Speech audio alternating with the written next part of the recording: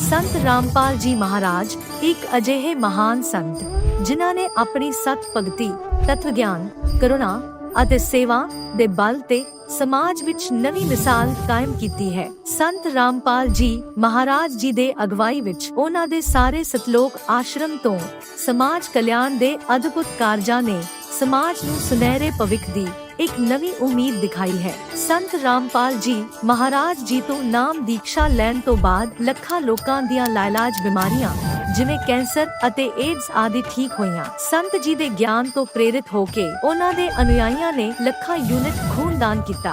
संत जी ने ਲੱਖਾਂ भैण बेटियां दे दहेज मुफ्त विआह करवाए। संत जी ने ਲੱਖਾਂ लोकां दा नशा छुड़ाया, करोड़ां उजड़े परिवार वसे। संत जी दे आश्रमां विच समागमां दे दौरान निशुल्क अखां दा इलाज ਅਤੇ दंदां दा इलाज कीते जांदे हन। संत रामपाल जी महाराज ਵੱਲੋਂ ਸਮੇਂ-ਸਮੇਂ ਤੇ ਵਾਤਾਵਰਣ ਸੰਭਾਲ ਮੁਹਿੰਮ ਦੇ ਤਹਿਤ ਵੱਡੇ ਪੱਧਰ ਤੇ ਰੁੱਖ ਲਗਾਏ ਜਾਂਦੇ ਹਨ। ਸੰਤ ਜੀ ਨੇ ਲੋੜਵੰਦਾਂ ਨੂੰ ਤੁਰੰਤ ਸਹਾਇਤਾ ਪਹੁੰਚਾਉਣ ਲਈ ਮੁਫਤ ਐਂਬੂਲੈਂਸ ਸੇਵਾ ਸ਼ੁਰੂ ਕੀਤੀ। संत जी अपने अनुयायियों ਨੂੰ ਦੇ ਦਾਨ ਲਈ ਪ੍ਰੇਰਿਤ ਕਰਦੇ ਹਨ, ਜਿਸ ਨਾਲ ਮਾਨਵਤਾ ਦੀ ਸੇਵਾ ਅਤੇ ਸਿਹਤ ਸੇਵਾਵਾਂ ਦੇ ਖੇਤਰ ਵਿੱਚ ਸੁਧਾਰ ਹੋ ਸਕੇ। संत रामपाल जी महाराज जी दे सारे आश्रमां विच हर रोज मुफ्त भंडारा आयोजित किया जाता है, जिथे हर धर्म, हर वर्ग अते हर जात दे लोग इकट्ठे बैठ के भोजन करते हैं।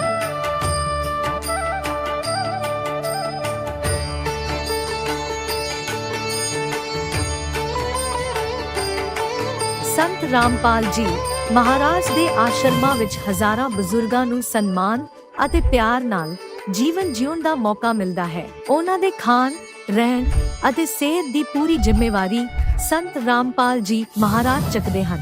ਅਨਾਥ ਬੱਚਿਆਂ ਲਈ ਸੰਤ ਰਾਮਪਾਲ ਜੀ ਮਹਾਰਾਜ ਦੇ ਸਾਰੇ ਆਸ਼ਰਮ ਕਿਸੇ ਵਰਦਾਨ ਤੋਂ ਘੱਟ ਨਹੀਂ ਹਨ। ਇੱਥੇ ਉਹਨਾਂ ਨੂੰ ਪੜ੍ਹਾਈ, ਸੰਸਕਾਰ ਅਤੇ ਭਵਿੱਖ ਲਈ ਬਿਹਤਰ ਮੌਕੇ ਪ੍ਰਦਾਨ ਕੀਤੇ ਜਾਂਦੇ ਹਨ। ਚਾਹੇ ਹੜ੍ਹ ਹੋਵੇ, ਭੂਚਾਲ ਹੋਵੇ ਜਾਂ ਮਹਾਮਾਰੀ, ਸੰਤ ਰਾਮਪਾਲ ਜੀ ਮਹਾਰਾਜ ਅਤੇ ਉਹਨਾਂ ਦੇ ਅਨੁਯਾਈ ਲੋੜਵੰਦਾਂ ਲਈ ਸਭ ਤੋਂ ਅੱਗੇ ਖੜੇ ਰਹਿੰਦੇ ਹਨ। ਕੋਵਿਡ ਮਹਾਮਾਰੀ ਦੇ ਦੌਰਾਨ ਸੰਤ ਰਾਮਪਾਲ ਜੀ ਮਹਾਰਾਜ ਦੇ ਆਸ਼ਰਮਾਂ ਤੋਂ ਕਰੋੜਾਂ ਲੋਕਾਂ ਲਈ ਖਾਣਾ, ਦਵਾਈਆਂ ਅਤੇ ਜੀਵਨ ਰੱਖਿਅਕ ਸਮੱਗਰੀ ਉਪਲਬਧ ਕਰਵਾਈ ਗਈ। ਚਾਹੇ ਗਰੀਬਾਂ ਦੀ ਮਦਦ ਹੋਵੇ ਜਾਂ ਸ਼ੋਸ਼ਿਤ ਅਤੇ ਪੀੜਿਤ ਵਰਗ ਦੇ ਹੱਕਾਂ ਅਤੇ ਸਨਮਾਨ ਦੀ ਲੜਾਈ, ਸੰਤ ਰਾਮਪਾਲ ਜੀ ਮਹਾਰਾਜ ਨੇ ਹਮੇਸ਼ਾ ਹੀ ਉਹਨਾਂ ਦੀ ਦਬੀ ਆਵਾਜ਼ ਨੂੰ ਸਰਕਾਰਾਂ ਤੱਕ ਪਹੁੰਚਾਇਆ ਹੈ ਅਤੇ ਉਹਨਾਂ ਨੂੰ ਉਚਿਤ ਨਿਆਂ ਦਿਵਾਉਣ ਵਿੱਚ ਅਹਿਮ ਭੂਮਿਕਾ ਨਿਭਾਈ ਹੈ। ਸਮਾਜ ਵਿੱਚ ਅਧਿਆਤਮਿਕ ਅਤੇ ਸਮਾਜਿਕ ਮੁੱਲਾਂ ਪ੍ਰਤੀ ਜਾਗਰੂਕਤਾ ਲਿਆਉਣ ਲਈ ਸੰਤ ਰਾਮਪਾਲ ਜੀ ਮਹਾਰਾਜ ਹਰ ਕਦਮ ਤੇ ਮਾਨਵਤਾ ਦੇ ਸੱਚੇ ਸੇਵਕ ਸਾਬਤ ਹੋਏ ਹਨ। ਸੰਤ ਰਾਮਪਾਲ ਜੀ ਮਹਾਰਾਜ ਦਾ ਜੀਵਨ ਸਾਨੂੰ ਸਿਖਾਉਂਦਾ ਹੈ ਕਿ ਸੱਚੀ ਸੇਵਾ ਉਹੀ ਸੇਵਾ ਹੈ ਜੋ ਨਿਸਵਾਰਥ ਭਾਵ ਨਾਲ ਕੀਤੀ ਜਾਵੇ। ਆਓ ਅਸੀਂ ਵੀ ਇਸ ਸੇਵਾ ਦੇ ਮਹਾਨ ਕਾਰਜ ਵਿੱਚ ਇਸ ਮਹਾਨ ਸੰਤ ਨਾਲ ਜੁੜੀਏ ਅਤੇ ਸੰਤ ਰਾਮਪਾਲ ਜੀ ਮਹਾਰਾਜ ਤੋਂ ਨਾਮ ਉਪਦੇਸ਼ ਲੈ ਕੇ ਆਪਣੇ ਜੀਵਨ ਨੂੰ ਧਨ ਬਣਾਈਏ।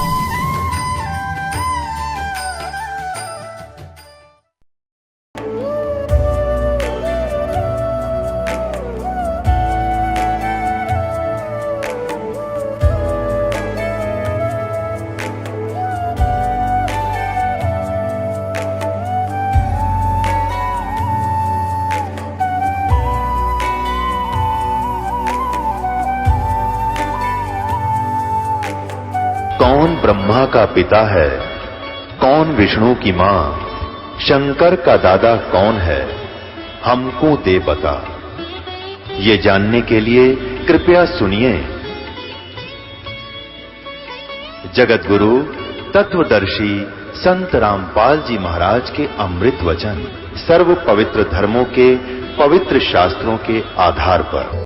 दर्शकों, कहते हैं जीवन में सुख और शांति पाना हर इंसान का हक है, लेकिन क्या वाकई में ऐसा हर किसी के लिए मुमकिन है? आखिर वजह क्या है? आज हमारे साथ हैं झारखंड के निवासी मुकेश कुमार जी, जिनकी कहानी इन सवालों का जवाब देने में सक्षम है। मुकेश जी ने भी एक समय पर पारंपरिक हिंदू समाज के अनुसार शंकर भगवान की पूजा की। बावजूद इसके उनके जीवन में समस्याएं बनी रही। आर्थिक तंगी और हर तरफ से नाउम्मीदी ने उन्हें जकड़ रखा था। लेकिन एक दिन ऐसा आया जब उन्हें पूर्ण परमात्मा की शास्त्र आधारित भक्ति का मार्गदर्शन मिला। इस भक्ति ने उनके जीवन में ऐसी रोशनी भरी कि उनकी तमाम परेशानियां छूमंतर सी हो गईं। क्या आप जानना चाहेंगे कि मुकेश जी ने ये सही भक्ति कैसे पाई और कैसे इसने उनके जीवन को खुशियों से भर दिया? तो जुड़े रहिए हमारे साथ और सुनते हैं मुकेश जी की यह कहानी उन्हीं की जुबानी। नमस्कार सर। नमस्कार सर, क्या नाम है आपका? मेरा नाम मुकेश कुमार है। मुकेश कुमार जी, आप कहाँ से हैं?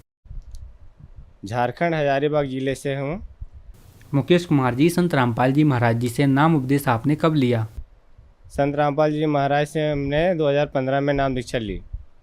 संत रामपाल जी महाराज जी से नाम उपदेश लेने से पहले आप क्या भक्ति साधना करते थे?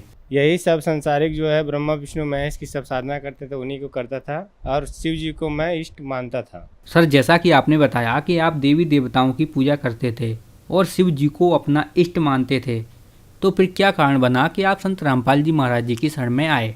जी सर, संत रामपाल जी महाराज की शरण में आने से पहले मेरा जीवन में बहुत बड़ा एक व्याख्या है, घटना घटी और बहुत मैं दुखी था संत रामपाल जी महाराज की शरण में आने से पहले। और मेरा जीवन जो है एकदम बिल्कुल उजड़ चुका था। बचपन में ही मेरे माता पिता सब डेट कर गए थे और मैं हमेशा दुखी रहता था। आर्थिक स्थिति भी हमारी ख़राब थी।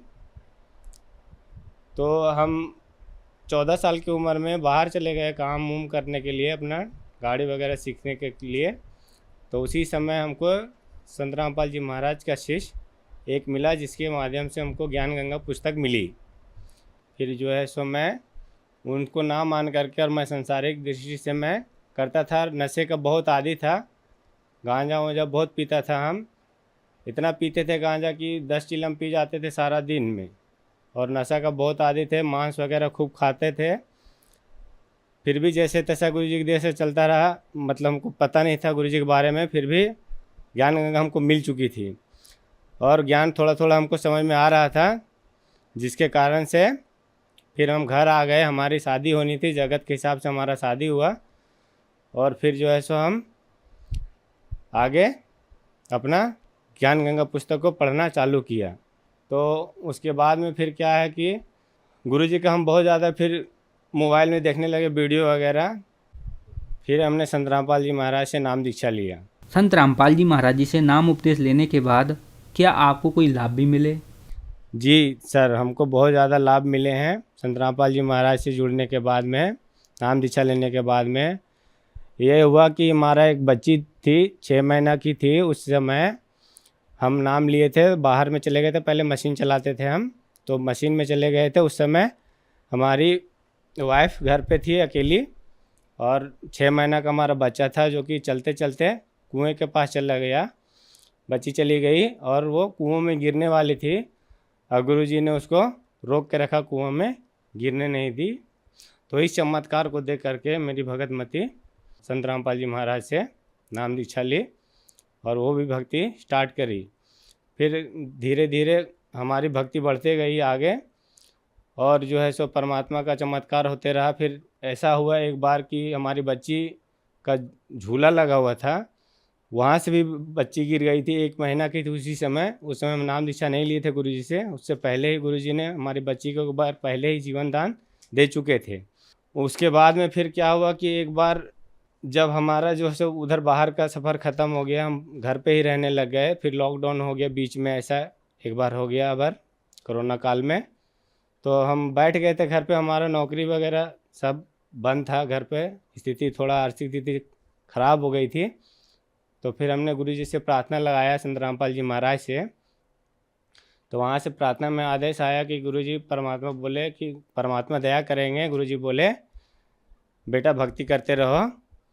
उसके बाद में फिर दूसरा दिन ही हमारा फ़ोन आ गया ड्राइवरी का। तो फिर हम चले गए गाड़ी में और आज गुरुजी दया से हम गाड़ी चला रहे हैं, ड्राइवर हैं, बड़ा गाड़ी ट्रक चलाते हैं। और फिर जो है सो से एक बार ऐसा हमारे साथ में घटना घटा था कि मेरे घर पे शौचालय नहीं थी उस समय, स्थिति थी कमज़ोर होने के कारण। तो फिर भी हम गुरु जी का भक्ति करते रहते थे। तो एक बार रात के समय में हम जा रहे थे, ठंड का मौसम था उस समय, कुआं पड़ती थी रास्ते में, तो कुआं तरफ से ही हम जा रहे थे, जो कि मेरा पैर फंस गया। उसी दरमियान हम कुएं में गिर गए थे। और वो ऐसा कुआं था सर जी कि बताऊं आपको कि उस कुआं में आज तक जो भी चीज़ गिरा जीवित नहीं निकला बाहर। ये संत रामपाल जी महाराज की दया था कि मैं पहला व्यक्ति उस कुएं से जीवित बाहर निकल गया। समझ लीजिए कि एक तरफ से मौत का ही कुआं था हमारे लिए। उस दिन गुरु जी ने, हमारे संत रामपाल जी महाराज ने बचाया, नया जीवन दान दिया मुझे। तो ऐसा था कि कुछ तांत्रिक विधिया के कारण जो है सो वो कुआं में गिर गए, तो परमात्मा तो हमको बचा ही लिए थे। उसके बाद में फिर ऐसा हुआ कि हमारा भाग में जो था सो बालक नहीं था, लड़का नहीं था, जो कि गुरु जी से प्रार्थना, हमारी भगत मती संत रामपाल जी महाराज से प्रार्थना लगाई थी। उसके बाद में गुरु जी ने बताया कि बेटा आपको बालक होगा, हाँ, भक्ति करते रहो। उसके बाद में भी हमारी भगतमती को विश्वास नहीं हुआ गुरु जी के बात पर। फिर भी परमात्मा ने उनको दर्शन दिए, 3 बार दर्शन दिए हमारी वाइफ को, तो भी विश्वास नहीं हुआ। तो गुरु जी ने, संत रामपाल जी महाराज ने ऐसे लेटे हुए में निकाल के बालक ही बैठा के दिखा दिए कि ये बालक आपके घर आएगी। उसके बाद में फिर जो है सो इन्होंने फिर भी नहीं माना, जा कर के अल्ट्रासाउंड वगैरह करा के भी दिखाए, तो उसमें भी यही बात निकला कि बालक ही है। फिर जो है सो घर में हमारा गुरु जी की दया से आज 2.5 साल का बालक है। और बहुत लाभ हुए, गुरु जी ने पल पल बचाए हैं। गाड़ी में मेरा कई बार एक्सीडेंट होने से गुरु जी बचाए हैं। यही सब लाभ हुआ भगत जी। नौकरी परमात्मा की दया से नहीं मिल रहा था, जो कि प्रार्थना लगाए थे हम, तो गुरु जी ने, संत रामपाल जी महाराज ने बताया कि बेटा भक्ति करते रहो, आपको परमात्मा दया करेंगे। गरीब स्थिति में तो थे हम, तो आर्थिक स्थिति बहुत ख़राब हो चुकी थी, जिसके लिए हम घर में बैठे थे बहुत दिनों से। तो जा कर के परमात्मा का दया हो गया संत रामपाल जी महाराज का, और हमारा दूसरा दिन ही फ़ोन आ गया। फिर हम गाड़ी चलाने लगे। आज हमारे गुरु जी की दया से, संत रामपाल जी महाराज की दया से 22,000 की सैलरी है। प्राइवेट जॉब मैं करता हूँ, ड्राइवरी करता हूँ मैं। ये सब लाभ हुआ हमको। सर, संत रामपाल जी महाराज जी से नाम उपदेश लेने के बाद आपको बहुत सारे लाभ प्राप्त हुए, तो संत रामपाल जी महाराज जी से नाम उपदेश कैसे प्राप्त कर सकते हैं? सर, विभिन्न चैनलों पर संत रामपाल जी महाराज का सत्संग आता है। वहाँ नीचे एक पीली पट्टी चलती है, उस पर नंबर दिया रहता है। आप उन नंबरों से फ़ोन लगा करके और नाम दीक्षा की जानकारी ले सकते हैं। और वहाँ का आपका जो नज़दीकी केंद्र होगा, वहाँ का आपको नंबर बता दिया जाएगा। धन्यवाद सर। सत साहेब। अब जगत गुरु तत्वदर्शी संत रामपाल जी महाराज जी के सत्संग के माध्यम से उस अद्वितीय आध्यात्मिक ज्ञान के बारे में जानते हैं, जिसके माध्यम से आप भी प्राप्त कर सकते हैं ऐसे आध्यात्मिक, मानसिक और भौतिक सुख जो अभी तक आपने सिर्फ मीराबाई, ध्रुव, प्रहलाद जैसे कुछ ही भक्तों की जीवन कथा में सुने होंगे। अब सुनिए तत्वदर्शी संत के संग शास्त्र अनुकूल भक्ति सत्संग, ऐसा अद्वितीय आध्यात्मिक ज्ञान जिसका है सर्वधर्मों के पवित्र शास्त्रों में प्रमाण। ब्रह्म की परिभाषा आपको बताएं, ब्रह्म क्यों कहते हैं इसको? लेकिन ब्रह्म का अर्थ तो साब ही होता है, भगवान होता है, परमात्मा होता है। लेकिन अब जैसे किसी भी विभाग में आप देख लीजिए या कोई भी व्यवस्था देखें, जैसे बकरे पालता है कसाई, उनका साहब है, मालिक है। लेकिन वो किस टाइप का साहब है तो उनका मालिक स्वामी है, वो उसके अंतर्गत है, उनका जो चाहे सो वो कर सकता है। लेकिन वो साहब होते हुए भी उसका नेचर कैसा है, उसकी ड्यूटी कैसी है, उसका कर्तव्य क्या है, ये प्रत्येक साहब के कर्तव्य में अंतर है। इसी प्रकार समझो कि ये जो काल है ये उस कसाई जैसा साहब है, और इसके 21 ब्रह्मांड हैं जिसमें हम सबको रोक रखा है। इसका कर्तव्य कैसा है, फिर भी ये साहब है। और ब्रह्मा विष्णु महेश, इस ब्रह्म के सरपुरुष के ये 3 मुख्य शक्तियां हैं इसकी, जो इसकी यहाँ व्यवस्था बनाए रखते हैं। जैसे कसाई ने बकरे पाल रखे हों, बकरे बकरियां, उनमें 3 नौकर छोड़ रखे हों। एक उनको बाहर से लाता है मोल और वहां छोड़ देता है। दूसरा उनको चरा कर लाता है, सारा दिन उनकी देखभाल करता है। और तीसरा शाम को जितने चाहिए कसाई को निकाल ले जाता है। ऐसी ड्यूटी दे रखी है ब्रह्मा विष्णु महेश को इस काल भगवान ने, क्योंकि इसको श्राप लगा हुआ, इसने गलती कर रखी है।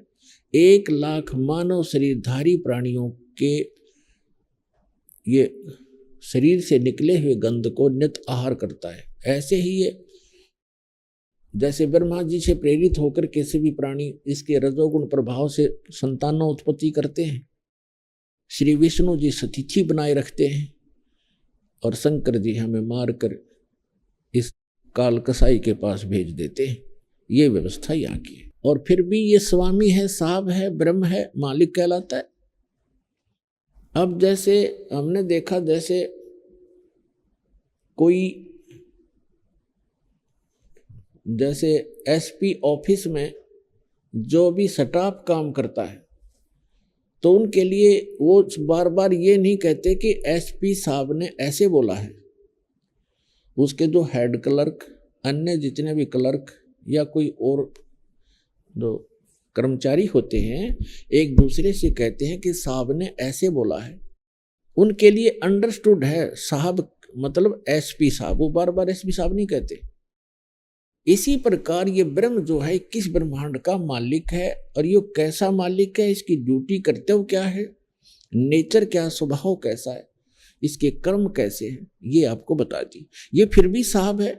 तो यहाँ के जितने भी ऋषि मुनि थे, इन्होंने ब्रह्म कहना शुरू कर दिया कि ब्रह्म है, साहब है। ये साहब यानी ब्रह्म प्रसिद्ध हो गया ये, और इसी को पुरुषोत्तम मान लिया, क्योंकि इसका विकल्प नहीं। इसको पुरुषोत्तम कैसे माना? जैसे श्रीमद् भगवत गीता अध्याय नंबर 15 के श्लोक 16, 17 और 18 में ये निर्णायक ज्ञान दिया है कि 3 पुरुष हैं। एक सरपुरुष है जो गीता ज्ञान देता है, ये 21 ब्रह्मांड का स्वामी है, इसको सरब्रह्म भी कहते हैं। और ये ब्रह्म प्रसिद्ध हो गया, इसलिए हो गया कि इसके अंतर्गत जितने भी ऋषि महर्षि देव हुए हैं ये इनका साहब है, इसलिए सीधा कहते हैं ब्रह्म एक पावर है, वो निराकार है, वो कभी दिखाई नहीं देता। इसने प्रतिज्ञा कर रखी है कि मैं कभी किसी के सामने नहीं आऊंगा, किसी भी साधना से मुझे मेरा दर्शन नहीं हो सकता, ऐसी इसने प्रतिज्ञा कर रखी है। और गीता अध्याय नंबर 7 के श्लोक नंबर 24 और 25 में स्वयं भी स्वीकार करता है, श्री कृष्ण जी में प्रवेश करके बोल रहा है कि अर्जुन मैं कृष्ण नहीं हूं। इस ये बुद्धिहीन व्यक्ति अबुध है, मुझ अव्यक्तम को व्यक्तिम आपनम मनन्ते अबुधा। मुझ अव्यक्त को, अव्यक्त माने मैं गुप्त रहता हूं, अपनी योग माया से छुपा रहता हूं, मैं कभी किसी के समक्ष नहीं आता। ये मेरा अटल घटिया नियम है, अनुतम। और ये मुझे श्री कृष्ण मान रहे हैं व्यक्ति रूप माया, मैं कभी नहीं आता ऐसे, कभी के किसी के समक्ष नहीं होता।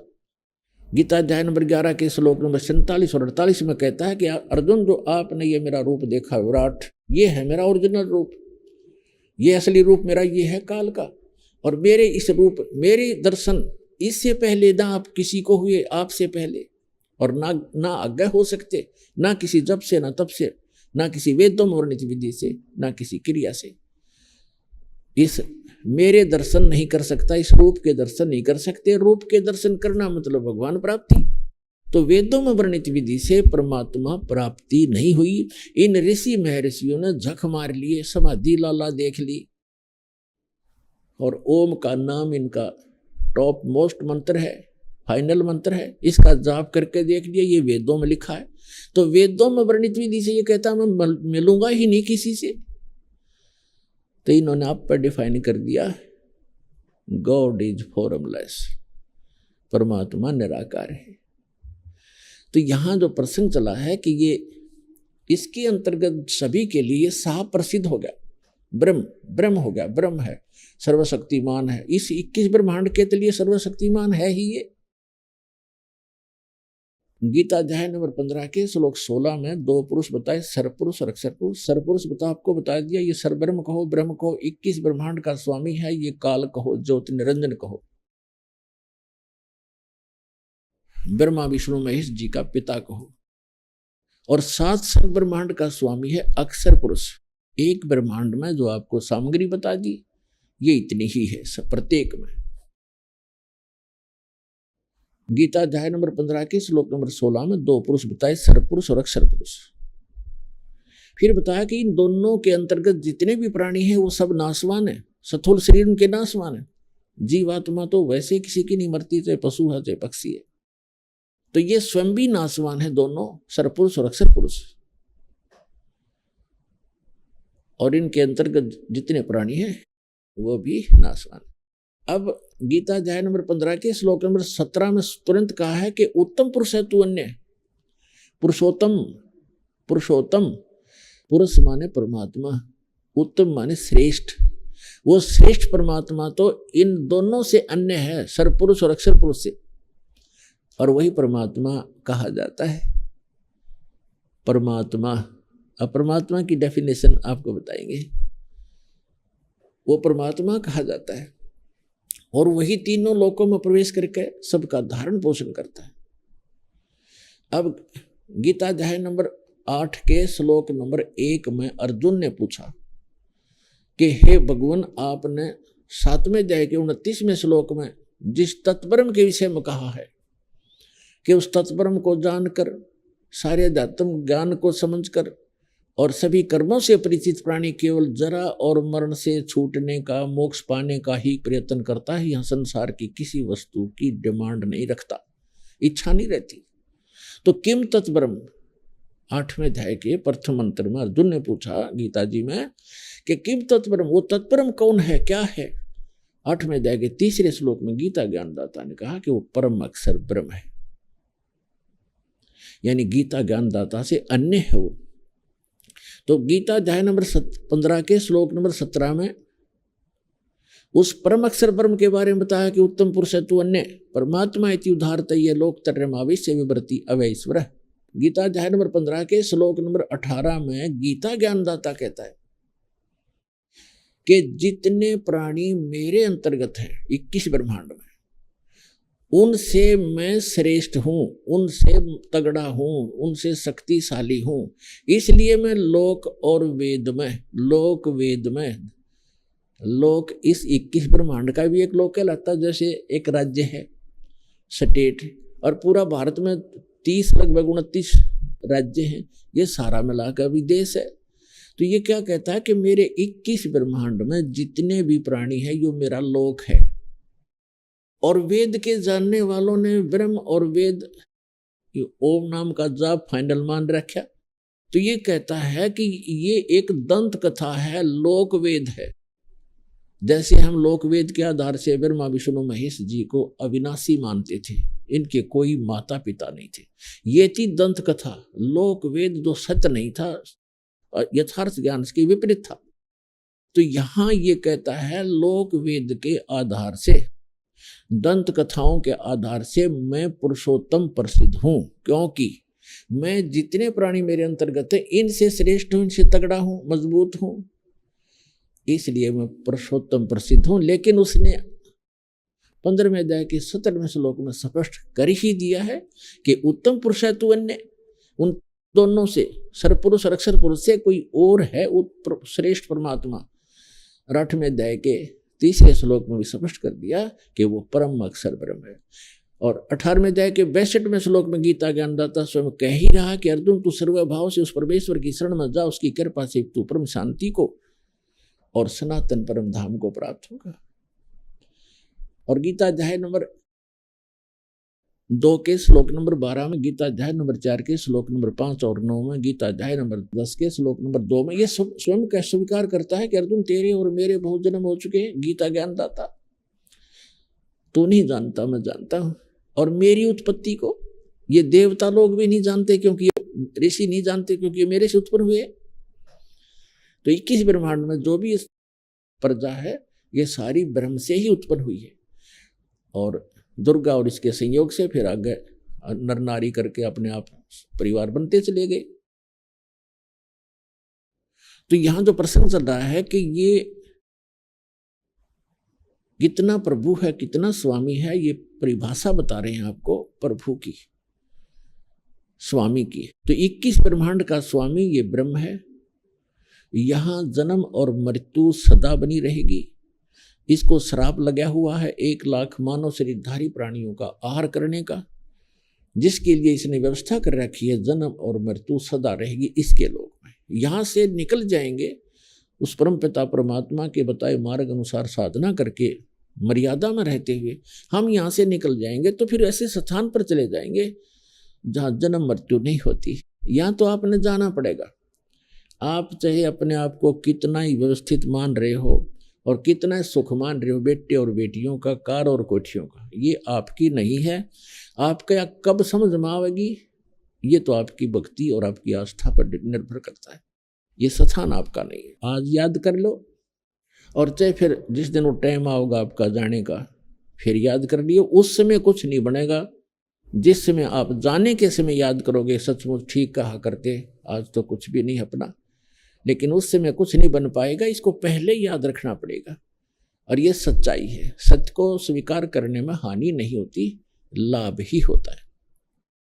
तो हमको फिर अब ये और विकल्प पता लग गया कि पहले तो पता नहीं था, हम फिर मरे, सभी मर रहे हैं, मर गए भाई, ठीक है जो होगा देखी जाएगी, कोई विकल्प नहीं था। अब विकल्प है कि यहां से जाने के बाद इस साधना को करके आप कभी भी प्राण त्याग दो, सीधे वहां जाओगे अपने मालिक के पास।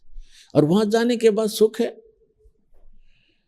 यहां तो चाहे 100 वर्ष जी लो फिर भी सुख नहीं। लाख लाख वर्ष की आयु आपने प्राप्त कर ली और जीवन की इच्छा फिर भी समाप्त नहीं हुई। आज चाहे किसी के दोनों पैर कटे हैं, आंख भी नहीं है, किसी का हाथ कटा है, कितना ही पीड़ित किसी रोग से है, कोई मृत्यु नहीं चाहता, कोई वृद्धावस्था नहीं चाहता। और ये दोनों कंपलसरी, कुछ भी हो सकता है यहाँ पर। ना कोई मृत्यु चाहता, ना वृद्धावस्था चाहता, और ये सारे के सारे कभी भी किसी को हो सकते। तो ऐसे लोक में और आप जी कितने निश्चिंत हुए बैठे हो। तो 2 प्रकार के सतिथि होती है।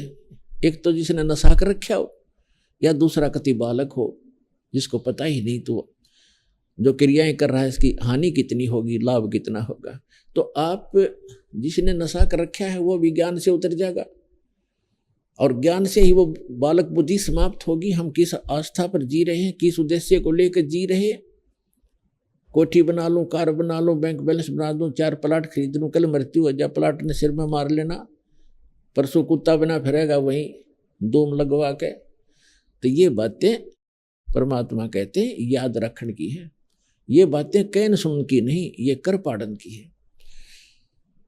अब जो प्रसंग चल रहा है कि हम फिर क्यों ना उस लोक का पता लग गया, वहां जाने की विधि का पता लग गया, और यहाँ रहेंगे तब तक भी हम सुखी रहेंगे। और जब यहाँ से जाएंगे 1 सेकंड में निकल जाएंगे यहाँ से, कोई सोच भी नहीं सकेगा कहाँ गए। अन्यथा सत भक्ति नहीं करते उनको यम के दूध पकड़ कर ले जाते हैं और कर्मानुसार फिर वो यही भटकता रहता है, कभी स्वर्ग, कभी नरक, कभी 84 लाख योनियों में।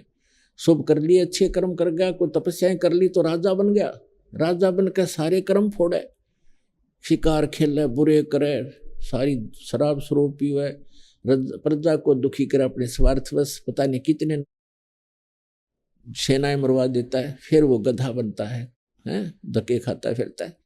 तो इस लोक के कोई भी सुख की आप इच्छा मत रखना, क्योंकि ये सुख नहीं है, झूठा सुख है। तो जो प्रसंग चल रहा है उसी पर आते हैं। अब 21 ब्रह्मांड का स्वामी है ये ब्रह्म। और गीता अध्याय नंबर 15 के श्लोक नंबर 18 में कई भक्त कहते हैं, हमारे भक्तों को कुछ कहते हैं दोबार के व्यक्ति के, तुम्हारे गुरुजी 15वें अध्याय के 18वें श्लोक के बारे में क्यों ना बोलते। उसमें खुद कहता है ये कि मैं पुरुषोत्तम हूँ, लोक और वेद में मैं पुरुषोत्तम हूँ, सबसे उत्तम श्रेष्ठ हूँ। अब ये उसका डिफाइन आपको कर दिया, ये कैसे पुरुषोत्तम कहता अपने आप को। अब जो अक्षर पुरुष है ये 7 संग ब्रह्मांड का स्वामी है, 7 शंख माने नील, पद्म, शंख, जैसे गणित की ये गिनती है, लाख, 10 लाख, करोड़, 10 करोड़, अरब, खरब, ऐसे, फिर नील, पद्म, तो शंख, ये लास्ट अंतिम गिनती है अपने भारतवर्ष की जो देवनागरी के अंदर। तो उसके 7 शंख ब्रह्मांड का वो स्वामी है, 7 शंख। और कितने ब्रह्मांड हैं? असंख्य। हमारे लिए अनगिन, लेकिन परमात्मा के लिए तो वो काउंटेबल है ही है, उसको तो सब पता है। तो ऐसे ऐसे ना जाने कितने ब्रह्मांड हैं, उन सब का मालिक है वो परम अक्षर ब्रह्म। और वो रहता है ऊपर सतलोक के अंदर शाश्वत स्थान में, और हम सभी और आप भी वहीं रहा करते थे। आप जी यहाँ आ गए अपने बालक बुद्धि से गलती करके, जितने भी चींटी से लेकर हाथी तक, रंग से लेकर राजा तक, देवता ब्रह्मा विष्णु महेश तक, दुर्गा और इस ज्योत निरंजन तक, हम सभी वहां रहा करते थे, सतलोक में रहा करते थे। आपके सभी मकान वहां खाली पड़े, महल। आपने यहाँ तो आप प्रत्येक प्राणी चाहता है कि बड़ी कोठी हो, जिसको भी जरा सी कोई पोस्ट मिल जाती है, या जिसके पास कोई पैसे अपने पेट के निर्वाह से ज्यादा हो जाते हैं, तो उसकी वृत्ति क्या होती है? बढ़िया कोठी बनाऊं, चारों तरफ पार्क हो, आगे बाग बगीचे हो, उसमें झरने बह रहे हो, झूले डाल रखे हो। आपने देखा ये नकली सुख यहाँ ट्राई करते हैं बनाने की, कोई छोटा मोटा अच्छी पोस्ट हो, उसके कोठी में कि तो झूला लग रहा है, कि तो छोटे मोटे फुहारे लग रहे हैं, कोई पार्क बना रखा है। तो ये तो है नकली अस्थाई, कल मृत्यु हो जाए ये साथ नहीं चलेंगे। और सतलोक के अंदर बहुत लंबे चौड़े आपके प्रत्येक का अलग अलग दूर दूर स्थान है, अलग अलग बाग बगीचे हैं, हर तरफ सदा बाहर उसमें फल लगे रहते हैं, फुहारे छूट रहे होते हैं, हीरे पन्ने लालों के तो वहां पर पहाड़ हैं, जैसे यहाँ पत्थर के पहाड़ हैं। तो ऐसे लोग को छोड़कर हम यहाँ आगे, एक हीरा मिल जाए किसी ने, ओहो छुपाई फिरे, का बहुत बड़ी चीज मिल गई, और वहां ठोकरों में पड़े हैं ये हीरे आपके। तो कहने का भाव ये है कि हम उस सुख में सथल को छोड़कर अपनी बालक बुद्धि से गलती से यहाँ फंस गए, और यहाँ से निकालने का तरीका केवल वो समर्थ ही बताता है। ये काल भगवान हमें इस ज्ञान का पता नहीं लगने देता।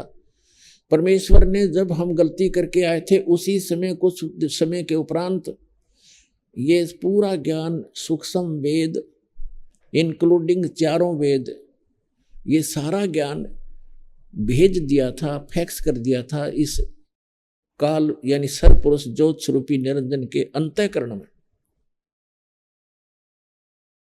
और इसने जब अपने आप, जैसे किसी को उल्टी गिरती है, उसके बस की बात नहीं रोक ले, जैसे छींक आती है तो छींकों को रोक नहीं सकता कोई। तो इसी प्रकार परमात्मा ने ऐसी व्यवस्था करके इसके शरीर में भेज दिया। कुछ समय के बाद इसने ऐसे ही छींक आई और एकदम ये चारों वेद बाहर आ गए, समुद्र के ऊपर गिर गए, एक सुंदर सुसज्जित ट्रे के ऊपर। एक ही वेद था ये, इसने उसको पढ़ा, फिर इसने देखा कि इसके अंदर उस परमात्मा की पूरी जानकारी है, उस सतलोक की जानकारी है, वहाँ की व्यवस्था की जानकारी है। और मेरे अंतर्गत जितने प्राणी हैं, इनको वो पता लग गया तो सब भाग जाएंगे। और तेरे को श्राप लगा, इसको श्राप लगा है इसकी गलती से 1 लाख मानव शरीरधारी प्राणियों का नियत आहार करने का। तो इसको इस उद्देश्य से इसने उस सूक्ष्म वेद का वो पार्ट, वो अंग उसको निकाल दिया उसमें से, जिसमें उस लोक की जानकारी और उस भक्ति की विधि थी। वो थी भले ही कोड वर्ड्स में, तो इसने वो बिल्कुल जानकारी समाप्त कर दी। और वो वेद रख जरूर दिए, क्योंकि यहाँ के इसको भी चाहिए थे, इसके ऋषि मुनियों को इसमें जख मारने के लिए वो रख दिए, जिसमें कोई मोक्ष मार्ग नहीं है, ज्ञान अवश्य है इन चारों वेदों में। और मंत्र अपने अपने सत्र का छोड़ दिया, ओम मंत्र छोड़ दिया, बाकी खत्म कर दिया। तो जिस कारण से इस कंप्लीट स्पिरिचुअल नॉलेज को यानी सारे अध्यात्म ज्ञान को और कंप्लीट मेथड ऑफ वर्शिप को, वे ऑफ वर्शिप को, कंप्लीट कोर्स, पूर्ण ये मोक्ष भक्ति मोक्ष मार्ग को, मोक्ष विधि को और संपूर्ण कर्मों की जानकारी देने के लिए, इन सब को बताने के लिए वो परमेश्वर स्वयं आता उस अक्षति को पूर्ति करने के लिए। और जो आज हम सत्संग सुन रहे हैं ये उसी उपलक्ष्य में है कि वो परमात्मा आज से लगभग 600 वर्ष पूर्व सन 1398 में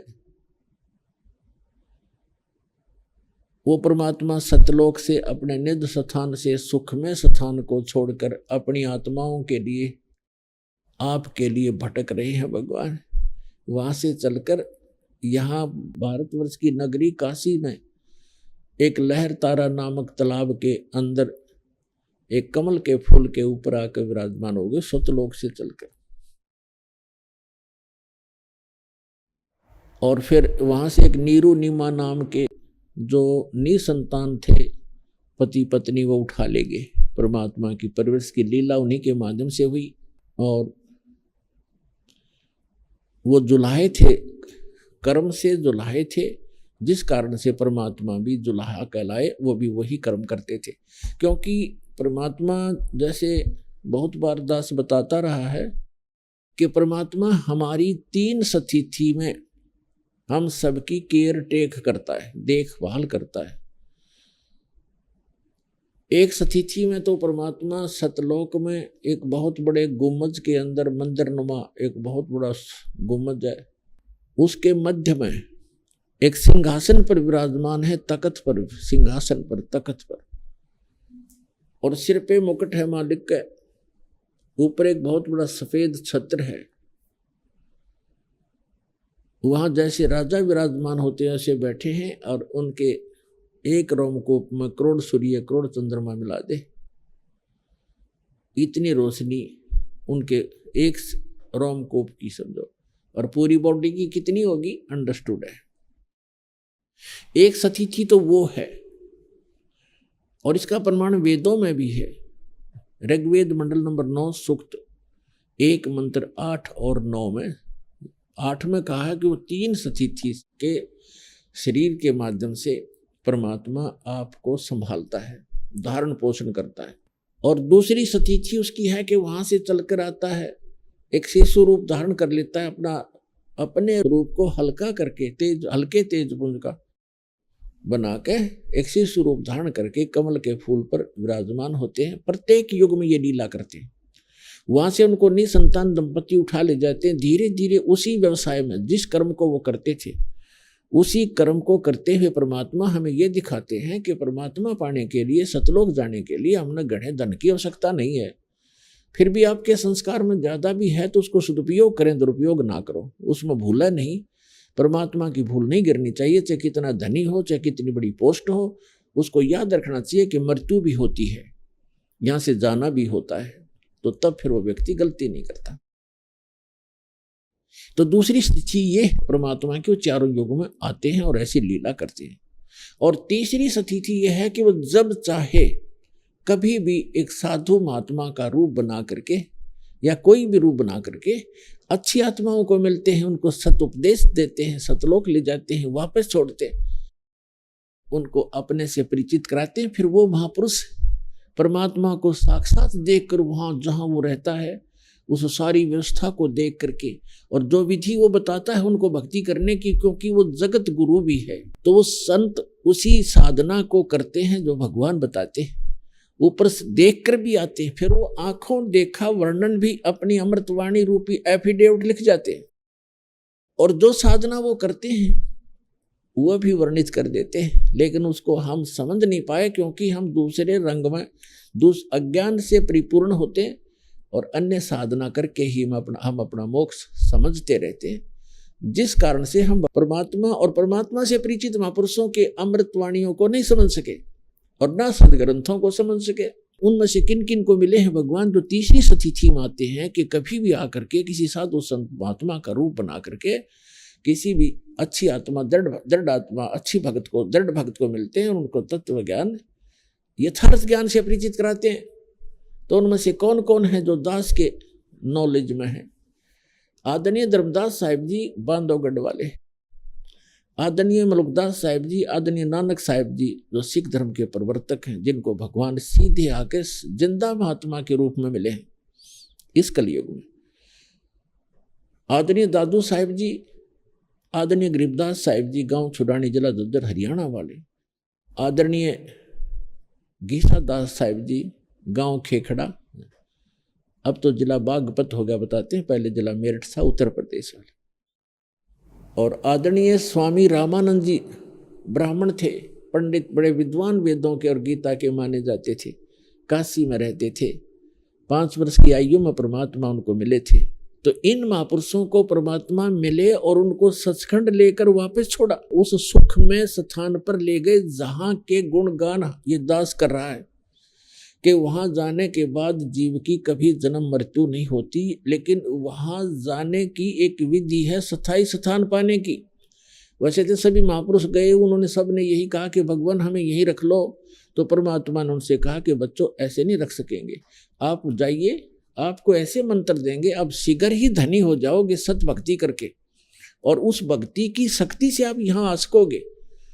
तो उन्होंने ऐसा ही किया, भक्ति की जो यथार्थ भगवान ने बताई थी, और सतलोक चले गए, अपना आंखों देखा जो भी विवरण था, जो साधना उन्होंने की, जो सतखंड जैसा है वहां ऐसी सतिथि है, वो अपनी अमृत वाणी में उन्होंने बोल बोल के लिखवा दी।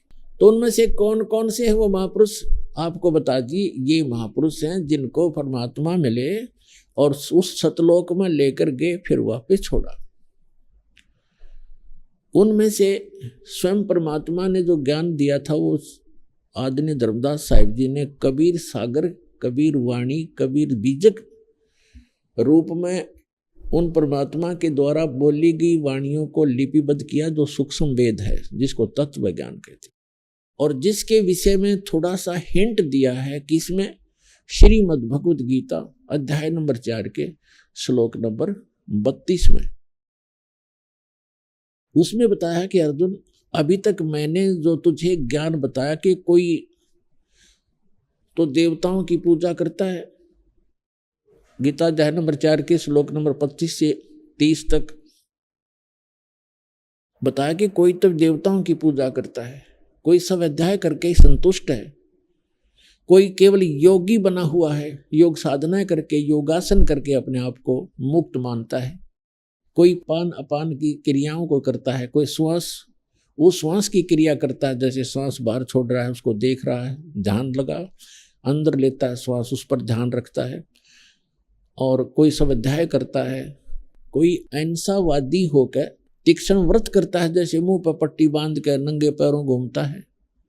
तो ये सभी अपनी अपनी साधनाओं को पापनाशक जानते हैं, लेकिन यथार्थ ज्ञान चौथे अध्याय के 34वें श्लोक में श्रीमद् भगवद गीता में कहा है कि यथार्थ ज्ञान तो वो परमात्मा ही आकर अपने मुख कमल से बोलता है, वो कंप्लीट स्पिरिचुअल नॉलेज होता है। उसमें चौथे अध्याय के 32वें श्लोक में कहा है श्रीमद् भगवद गीता में कि ब्रह्मणे मुखे सच्चिदानंद घन ब्रह्म ने अपने मुख कमल से बोली वाणी में यज्ञों यानी धार्मिक अनुष्ठानों की जानकारी विस्तार के साथ बताई गई है, वो तत्व ज्ञान है। चौथे अध्याय के 34वें श्लोक में कहा कि अर्जुन, उस ज्ञान को, उस तत्व ज्ञान को तत्वदर्शी संतों के पास जाकर समझ, उनको दंडवत प्रणाम करने से, कपट छोड़कर विनम्र भाव से प्रसन्न करने से वो तत्वदर्शी संत तुझे तत्व ज्ञान का उपदेश करेंगे। इसे एक तो ये सिद्ध हो गया कि जो गीता के अंदर ज्ञान है वो तत्व ज्ञान नहीं है, यथार्थ ज्ञान इससे हटकर है। और वो कौन सा है? जो भगवान ने सच्चिदानंद घन ब्रह्म ने स्वयं अपने मुख कमल से बोला है, परम अक्षर ब्रह्म ने अपने मुख कमल से बोला है, वो है सच्चिदानंद घन ब्रह्म की वाणी। यहाँ गीता अनुवादकों ने चौथे अध्याय के 32वें श्लोक में ब्रह्म ने मुखे का अर्थ कर दिया वेद की वाणी में, नहीं, चारों वेदों का निष्कर्ष तो है गीता जी। वो है सच्चिदानंद घन ब्रह्म की वाणी। ब्रह्मणे माने सच्चिदानंद घन ब्रह्म। 17वें अध्याय के 23वें श्लोक में भी ब्रह्मणे शब्द है। ओम तत्सत इति निर्देश ब्रह्मण त्रिविध समर्थ है। उसमें क्या कहा गया कि सच्चिदानंद घन ब्रह्म के स्मरण का, उसको पाने का ये 3 मंत्र के जाप का निर्देश है, यानी सीधी डायरेक्शन, उसमें अग्रम मग्रम नहीं होता, वो निर्देश कहलाता। आदेश, फाइनल ऑर्डर।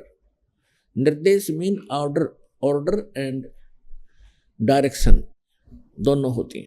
तो उसमें बताया कि वहां ब्रह्मणे का अर्थ इन्होंने ठीक कर दिया अनुवादकों ने, वहां विचलित नहीं हुए। वहां लिखा है कि ब्रह्मणे माने सच्चिदानंद घन ब्रह्म के पाने का, के स्मरण का। ओम, ओम, तत्, तत् और सत, सत, ये 3 प्रकार का मंत्र है। ये समझ नहीं सके बालक के समझा, 6ठी कक्षा का बच्चा और पीएचडी के मार्ग को कैसे समझ लेगा? ये बालकों के लेख नहीं है, ग्रंथ जितने हैं ये महापुरुष, ये गॉड गिवन स्पिरिचुअल नॉलेज है। गीता और वेद और सूक्ष्म वेद जो तत्व ज्ञान कहलाता है। इसमें जैसे गीता अध्याय नंबर 15 के श्लोक नंबर 16 और 17 में 3 पुरुष हैं, सरपुरुष, अक्षर पुरुष और परम अक्षर पुरुष। तो सरपुरुष का है ये ओम मंत्र ब्रह्म का। गीता अध्याय नंबर 17 के श्लोक 23 में कहा है ओम तत्सत इति निर्देश है ब्रह्मण तिर्वेद समर्थ है ब्राह्मणा ते वेदा च यगा विहिता पुरा। और जो तत् है वो अक्षर पुरुष का और सत्य है वो परम अक्षर पुरुष का। तत् और सत्य ये गुप्त हैं, सांकेतिक हैं, ये परमात्मा ही आकर इनको डिस्क्लोज कर सकता है, दूसरा इसको नहीं बता सकता। यही आपने ऋग्वेद मंडल नंबर 9 सूक्त 95 के मंत्र नंबर 2 में आपको बहुत बार दिखाया है कि उसमें कहा कि वो परमात्मा अपने वाक यानी अपनी वाणी द्वारा यथार्थ ज्ञान को बोलता हुआ घूमता है और वो इन गुप्त मंत्रों का भी आविष्कार करता है, डिस्क्लोज करता है गुप्त मंत्रों को। तो परमेश्वर ने कहा है सो हम शब्द हम जग में लाए, सार शब्द हम न गुप्त छुपाए। ये सोम शब्द आपको किसी भी वेद या गीता में नहीं मिलेगा। परमात्मा ने आके डिस्क्लोज किया इस मंत्र को। और सत्य फिर भी गुप्त, वो जो सत्य है सार नाम है वो फिर भी छुपा रखा है। अब इस दास को डिस्क्लोज किया, दास को दिया है। उससे पहले जिन महापुरुषों को दिया उनको प्रतिज्ञा करा दी थी कि अभी इसको डिस्क्लोज नहीं करना, सतनाम को भी डिस्क्लोज नहीं करना। तो उन महापुरुषों ने किसी को सतनाम भी नहीं दिया।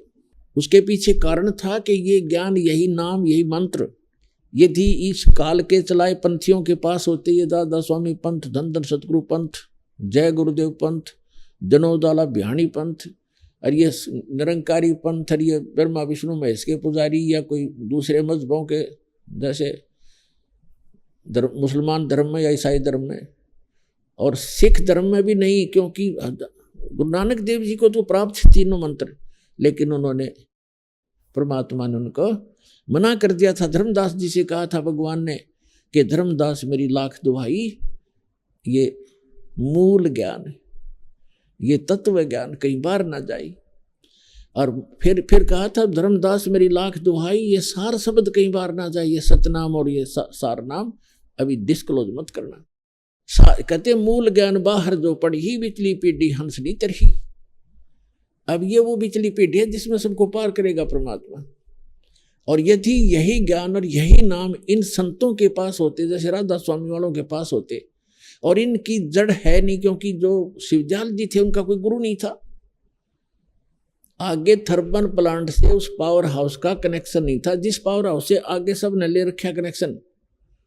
तो वो कनेक्शन लेते और ये नाम भी यही जाप कर रहे होते और ज्ञान भी यही बता रहे होते, तो कोई नहीं मानता नो कि हम भी तो यही जाप कर रहे हैं। और वो नकली थे, वो अधिकारी थे उनके पास, उन मंत्रों उनसे प्राप्त करके इस ज्ञान और मंत्र से कोई लाभ जीव को होना ही नहीं था, क्योंकि अधिकारी के बिना कोई भी कार्य सफल नहीं होता। तो इसलिए परमात्मा ने कहा था कि ये काल मेरे बच्चों को भ्रमित करके ये नकली पंथ चलवाओगा। इसने पहले ही कह दिया था कि ऐसे मूर्ख बना दूंगा समाज को भक्ति मार्ग में, सब नकली पंथ चलाऊंगा, झूठे नाम जपवाऊंगा कि तो मंदिर और अन्य तीर्थ तीर्थ बनवा दूंगा, ये भटकते रहेंगे, कोई नहीं सुनेगा तुम्हारी। और वो इसने अब कर भी रखा है। तो परमात्मा ने कहा था कोई नहीं, आप कर लो जो तूने करना है, जब समय आएगा जब देखेंगे, जब 5500 वर्ष कलयुग बीत जाएगा या बिचली पीढ़ी शुरू हो जाएगी, तो बिचली पीढ़ी के लिए ये सब कुछ खजाना छुपा के रखा था बच्चों आपके लिए। आप बालक को आप कुछ पता ही नहीं भक्ति क्या चीज होती है, क्योंकि ज्ञान यथार्थ मिला नहीं था। आपके लिए मालिक ने खड़ा किया यहाँ पर आकर के, उस सच्चे लोग ने छोड़ के 120 वर्ष इस गंदे लोग में रहे लोगों के डड़े खाए, जुलाहा को आए, नीच को आए, धानक को आए, और कोई कुछ कुछ कह रहा था, कोई लात मार रहा था, कोई धिक्कार रहा था, कोई इनको गालियां दे रहा था कि तुम हमारे देवताओं को गलत बताता है, ब्रह्मा विष्णु महेश के माता पिता बताता है, इनको नासवान बताता है। और परमात्मा कहा करते साच कहूं तो जग मारे और झूठ कही ना जाई हो। तो परमात्मा कहते झूठ तो मैं कह नहीं सकता, और साच कहूं तो ये मुझे मारने को दौड़ रहे हैं। तो पुण्यात्मा आपके लिए परमात्मा ये सारा कुछ करके गए थे। जैसे 600 वर्ष पहले आए, वो भगवान है, परमात्मा है, परम अक्षर ब्रह्म है। और परम अक्षर ब्रह्म का जो गुण है वो तो गुण होता ही है। जैसे बर्फ का गुण है शीतलता पैदा करना, तो परमात्मा जब आएंगे, जैसे बर्फ जहां रखी है तो वो तो उसका गुण है, आसपास ठंडक पैदा करेगी, उसका हाथ लाओगा वो भी ठंड हो जाएगा, ठंडा होगा। इसी प्रकार वो परमात्मा 600 वर्ष पहले आकर रहकर चले गए, और जो वो लीला करते ही हैं वो तो करते ही है, वो तो करनी ही होती है, जो उनका स्वभाव है वो तो करना ही था, तो वो करके चले गए। और आज हमारे सदग्रंथों में ये प्रमाण मिला कि ऐसी जो लीला करता है भगवान, ऐसी ऐसी लीला करता है, वेदों में बताया है, तो वो परमात्मा होता है। तो वो लीलाएं की किसने, अब पता लगे हमारे को कि वो परमात्मा जो 600 वर्ष पहले एक जुल्हा नाम से प्रसिद्ध, एक प्रसिद्ध कवि भी कहलाए, उसने लीला कर रखी जो वेदों में वर्णित है। तो who is God? Kabir is God, वो कबीर साहब परमात्मा है। तो ऐसे वो परमात्मा अपने प्यारी आत्माओं के लिए यहां आते हैं, और उनको ये खजाना छुपा रखा था कि कलयुग जो 5500 वर्ष बीत जाएगा, धर्मदास जी से कहा था कि धर्मदास जी बहुत चिंतित हो गए थे, क्योंकि धर्मदास जी को परमात्मा ने कह दिया था कि अभी ये मूल मंत्र और ये मूल ज्ञान तो अपने वंशजों को भी ना बताना, अपने बच्चों को मत बताना, नहीं तो बात कति बिगड़ जाएगी, और आप जाप करते रहो। इस बात से धर्मदास जी कुछ तो वृद्ध ज्यादा हो गए थे, 100 वर्ष के आसपास आयु हो गई थी, तो उस समय चिंतित हो गए। वृद्ध अवस्था में वैसे भी वीक हो जाते हैं सारे अंग, सोचन शक्ति भी, दिल भी। तो परमात्मा से बार बार कहते थे जब अकेले होते थे कि हे मालिक, मेरे बच्चों का क्या होगा, ये कैसे पार होंगे। इतना जकड़ा हुआ था ममता के अंदर, और भगवान भी साथ बैठे और इतना ज्ञान दे दिया। हमारे अंदर इतना इसने अज्ञान ठोक रखा, ऐसा रंग रखा रंग। तो परमात्मा ने देखा कि ये बात बिगाड़ेगा, और जय इसने ये डिस्क्लोज कर दिया, ये मंत्र मेरा सारा नाश हो जाएगा। ये पिछली पीढ़ी में जो मैंने वायदा कर रखा है सबको पार करूंगा, शिक्षित करूंगा, इंस्ट्रूमेंट ऐसे बनाए, ये परमात्मा कबीर जी ने दिए हैं। ये चैनल, इलेक्ट्रॉनिक मीडिया, ये टेलीविज़न, सीडी, मोबाइल, ये डीवीडी, इंटरनेट, ये सारे बना रखे सिस्टम। ये कोई जीव के बस का नहीं है, कोई कितनी बात बनावे। आपके लिए किया परमात्मा ने, क्योंकि अभी तक सब अपनी अपनी कहा करते थे, 2 स्टेज पर बैठ जाते, संस्कृत बोलते रहते, या कोई अरबी भाषा वाला अरबी में बोलता रहता, और श्रोता जो ज़्यादा बोल देता लगातार उसको ताली पीट देते, ऊपर वो पाक जाता है, विजयी हो जाता। हमें नहीं मालूम ये झूठ बोल रहे सत्य। अब सत्य आपके सामने आएगी इस मीडिया माध्यम से। ये मीडिया बनाया परमात्मा ने आपके लिए, ये पहले निर्धारित था, इसको कलयुग नाम इसलिए दिया गया, और इसीलिए आपको ये बिचली पीढ़ी का ये समय निर्धारित किया था कि उस समय सबको शिक्षित करेंगे, और ये ऐसे इंस्ट्रूमेंट बनाने थे दाता ने ताकि आप स्वयं देखिए अपने सदग्रंथों को, जिनको सत्य मान रहे थे, और उसमें जो लिखा वो आज भी सत्य है। और पहले आपने ऐसा सुना था तो उसको छोड़ना पड़ेगा, आपे छूट जाएगा कुछ दिनों में, भले ही 2-4 बार ना स्वभाव है, पर अनंत में सच्चाई अपना स्थान बना के रहती है। तो ये समय था वो कलयुग की बिचली पीढ़ी का। तब परमात्मा ने देखा कि धर्मदास जी बहुत चिंतित हो गए और ये बात बिगाड़ेगा। तो परमेश्वर ने कहा था, धर्मदास तू चिंता मत करे, जो प्रथम मंत्र मैंने आपको बताया 5 नाम का, जो आप जी को 7 मंत्र दिए जाते हैं ना आज, ये प्रथम मंत्र है। केवल ये मंत्र देने का आदेश परमात्मा ने दिया था, 5 7 नहीं, वो ये केवल बीच बीच के 5। तो उसने कहा था परमेश्वर ने कि आप ये 5 नाम अपने बच्चों को देना। फिर परमात्मा ने देखा कि ये काम बिगाड़ेगा, उसको आगे आदेश नहीं दिया नाम देने का, स्टॉप कर दिया कि आप दीक्षा नहीं दोगे। तो परमेश्वर ने स्वयं ही धर्मदास जी के पुत्र, जो उन्हीं के आशीर्वाद से जन्मा था, चूड़ामणि जी, जिसको मुक्तामणि भी कहने लगे, उसको स्वयं ही गुरुपद प्रदान किया था। और केवल प्रथम ये 5 नाम जो आपको देते हैं, इन मंत्रों को दान करने का आदेश दिया था, और उसको बताया नहीं आगे ज्ञान। तो परमेश्वर ने कहा था कि जो तेरे वंशजों को मैंने विधि बताई है ये मंत्र जाप करने की, इससे क्या होगा। अभी आपने सुने संत रामपाल जी महाराज के मंगल प्रवचन। आइए अब सुनते हैं संत रामपाल जी महाराज से नाम दीक्षा लेकर सतभक्ति करके अद्भुत लाभ प्राप्त करने वाले अनुयायी के विचार। ਸਤਿ ਸ਼੍ਰੀ ਅਕਾਲ ਜੀ। ਸਤਿ ਸ਼੍ਰੀ ਅਕਾਲ ਜੀ। ਤੁਹਾਡਾ ਕੀ ਨਾਮ ਹੈ ਜੀ ਤੇ ਤੁਸੀਂ ਕਿੱਥੋਂ ਆਏ ਹੋ? ਹਰਮੇਲ ਦਾਸ ਜੀ, ਪਿੰਡ ਘੋੜੇਨਾਲ ਤੋਂ ਜੀ, ਤਹਿਸੀਲ ਲਹਿਰਾ ਗਾਗਾ, ਜ਼ਿਲ੍ਹਾ ਸੰਗਰੂਰ ਜੀ। ਸੰਤ ਰਾਮਪਾਲ ਜੀ ਮਹਾਰਾਜ ਜੀ ਦੀ ਸ਼ਰਨ ਦੇ ਵਿੱਚ ਆਉਣ ਤੋਂ ਪਹਿਲਾਂ ਤੁਸੀਂ ਕਿਹੜੀ ਭਗਤੀ ਸਾਧਨਾ ਕਰਦੇ ਸੀ? ਸੰਤ ਰਾਮਪਾਲ ਜੀ ਸ਼ਰਨ ਤੇ ਆਉਣ ਤੋਂ ਪਹਿਲਾਂ ਜੀ ਅਸੀਂ ਰਾਧਾ ਸਵਾਮੀ ਪੰਥ ਦੀ ਭਗਤੀ ਕਰਦੇ ਸੀ ਜੀ। ਗੁਰਚਰਨ ਸਿੰਘ ਜੀ ਤੋਂ ਨਾਮਦਾਨ ਲਿਆ ਹੋਇਆ ਸੀ, ਰਾਧਾ ਸਵਾਮੀ ਬਿਆਸ ਤੋਂ। ਫਿਰ ਅਸੀਂ 1980 ਤੋਂ ਲੈ ਕੇ 2013 ਤੱਕ 26 ਜਨਵਰੀ ਤੱਕ ਉਹਨਾਂ ਦੇ ਸਿੱਖ ਰਹੇ। ਜਿਵੇਂ ਤੁਸੀਂ ਦੱਸਿਆ ਵੀ ਤੁਸੀਂ 1980 ਦੇ ਵਿੱਚ ਰਾਧਾ ਸਵਾਮੀ ਪੰਥ ਤੋਂ ਨਾਮ ਲਿਆ ਸੀਗਾ, ਤੁਸੀਂ 33 ਸਾਲ ਤੱਕ ਰਾਧਾ ਸਵਾਮੀ ਪੰਥ ਦੇ ਵਿੱਚ ਰਹੇ। ਰਾਧਾ ਸਵਾਮੀ ਪੰਥ ਦੇ ਵਿੱਚ ਰਹਿੰਦੇ ਹੋਏ ਤੁਸੀਂ 5 ਨਾਮ ਦੀ ਭਗਤੀ ਸਾਧਨਾ ਕੀਤੀ, ਉਸ ਦੇ ਨਾਲ ਤੁਹਾਨੂੰ ਕੀ ਲਾਭ ਪ੍ਰਾਪਤ ਹੋਏ? ਲਾਭ ਕੋਈ ਨਹੀਂ ਪ੍ਰਾਪਤ ਹੋਇਆ ਜੀ, ਦੇਖੋ ਦੇਖੀ ਬਸ ਭਗਤੀ ਕਰਦੇ ਰਹੇ, ਬੈਠੇ ਰਹੇ, 2-2 ਘੰਟੇ ਭਜਨ ਵੀ ਕਰਦੇ ਸੀਗੇ, ਉਹੀ ਨਾਮ ਜਪਦੇ ਸੀ। ਉਸ ਨਾਮ ਜਪਣ ਨਾਲ ਸਾਡਾ ਕੋਈ ਲਾਭ ਨਹੀਂ ਹੋਇਆ ਜੀ। 33 ਸਾਲ ਰਾਧਾ ਸਵਾਮੀ ਪੰਥ ਦੇ ਵਿੱਚ ਰਹਿਣ ਤੋਂ ਬਾਅਦ ਤੁਸੀਂ ਸੰਤ ਰਾਮਪਾਲ ਜੀ ਮਹਾਰਾਜ ਜੀ ਦੀ ਸ਼ਰਨ ਕਿਵੇਂ ਗ੍ਰਹਿਣ ਕੀਤੀ? ਸਾਨੂੰ ਧਰਤੀ ਕੇ ਭਗਤੀ ਕੇ ਸੁਦਾਗਰ ਸੰਦੇਸ਼ ਮਿਲਿਆ ਜੀ, ਪੁਸਤਕ। ਉਸ ਤੋਂ ਬਾਅਦ ਫਿਰ ਅਸੀਂ ਸਾਲ ਭਰ TV 'ਤੇ ਸਤਸੰਗ ਸੁਣਿਆ ਜੀ। ਉਸ ਤੋਂ ਬਾਅਦ ਜੀ ਸਾਨੂੰ ਗਿਆਨ ਗੰਗਾ ਪੁਸਤਕ ਮਿਲ ਗਈ, ਉਹਦੇ ਵਿੱਚ ਪੜ੍ਹ ਕੇ ਸਾਰੀ ਸ੍ਰਿਸ਼ਟੀ ਰਚਨਾ ਵਗੈਰਾ ਹੋਰ ਸਾਨੂੰ ਪੂਰਾ ਗਿਆਨ ਹੋਇਆ ਜੀ। ਫਿਰ ਅਸੀਂ ਰਾਮਪਾਲ ਜੀ ਤੋਂ 26 ਜਨਵਰੀ 2013 'ਚ ਨਾਮ ਲਿਆ ਜੀ। ਸੰਤ ਰਾਮਪਾਲ ਜੀ ਮਹਾਰਾਜ ਜੀ ਤੋਂ ਨਾਮ ਉਪਦੇਸ਼ ਲੈਣ ਤੋਂ ਬਾਅਦ ਤੁਹਾਨੂੰ ਕੀ ਲਾਭ ਪ੍ਰਾਪਤ ਹੋਏ? ਸਾਨੂੰ ਪਹਿਲਾਂ ਜੀ ਅਧਿਆਤਮਿਕ ਲਾਭ ਮਿਲਿਆ ਜੀ, ਗਿਆਨ ਮਿਲਿਆ। ਉਸ ਤੋਂ ਬਾਅਦ ਸਾਡਾ ਇੱਕ ਪੋਤਾ ਢਿੱਲਾ ਸੀ, ਉਹ ਰਾਜੀ ਹੋ ਗਿਆ ਜੀ, ਉਹਨਾਂ ਨੂੰ ਨਾਮਦਾਨ ਦਵਾਇਆ। ਫਿਰ ਮੇਰਾ ਐਕਸੀਡੈਂਟ ਹੋ ਗਿਆ ਸੀ, 3-4 ਮਹੀਨੇ ਹੋ ਗਏ, ਉਦੋਂ ਵੀ ਮੇਰੀ ਬੱਚਤ ਪਰਮਾਤਮਾ ਨੇ ਜੀਵਨ ਦਾਨ ਦਿੱਤਾ ਜੀ। ਉਸ ਤੋਂ ਬਾਅਦ 20-25 ਦਿਨ ਹੋ ਗਏ, ਜ਼ਹਿਰੀਲਾ ਕੋਈ ਹੱਥ ਲੱਗ ਗਿਆ ਮੇਰੇ ਅੱਖਾਂ 'ਤੇ, ਉਹਦੇ ਨਾਲ ਧੁੰਦਲਾ ਦੇਖਣ ਲੱਗ ਗਿਆ।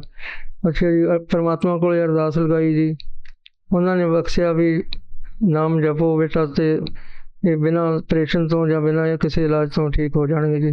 ਫਿਰ ਉਹ ਮੇਰੀ ਅੱਖਾਂ ਸਵਸਥ ਹਨ ਜੀ ਹੁਣ। ਇਹ ਸਾਨੂੰ ਤੀਸਰਾ ਲਾਭ ਹੋਇਆ ਜੀ। ਤੁਸੀਂ ਸਾਡੇ ਦਰਸ਼ਕਾਂ ਨੂੰ ਕੀ ਸੰਦੇਸ਼ ਦੇਣਾ ਚਾਹੁੰਦੇ ਹੋ? ਦਰਸ਼ਕਾਂ ਨੂੰ ਇਹੀ ਸੁਨੇਹਾ ਦੇਣਾ ਚਾਹੁੰਦੇ ਹਾਂ ਜੀ ਵੀ ਗੁਰੂ ਰਾਮਪਾਲ ਜੀ ਕਬੀਰ ਸਾਹਿਬ ਦੇ ਰੂਪ ਵਿੱਚ ਆਏ ਹੋਏ ਹਨ, ਉਹਨਾਂ ਦਾ ਸਤਸੰਗ ਸੁਣੋ ਅਤੇ TV 'ਤੇ ਸਤਸੰਗ ਸੁਣੋ, ਗਿਆਨ ਗੰਗਾ ਪੜ੍ਹੋ ਮੰਗਵਾ ਕੇ, ਅਤੇ ਉਹਨਾਂ ਦੇ ਹੁਣ ਲਾਭ ਉਠਾਓ ਜੀ। ਧੰਨਵਾਦ ਜੀ।